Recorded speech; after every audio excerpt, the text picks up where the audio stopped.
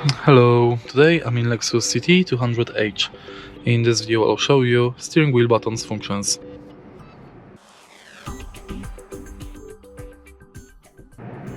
In the beginning, let's take a look at the left side of the steering wheel.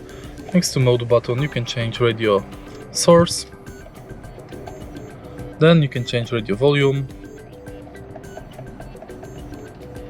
and radio station.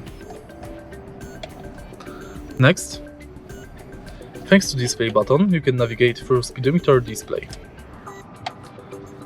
Then you can activate voice assistant. After the beep, say a command.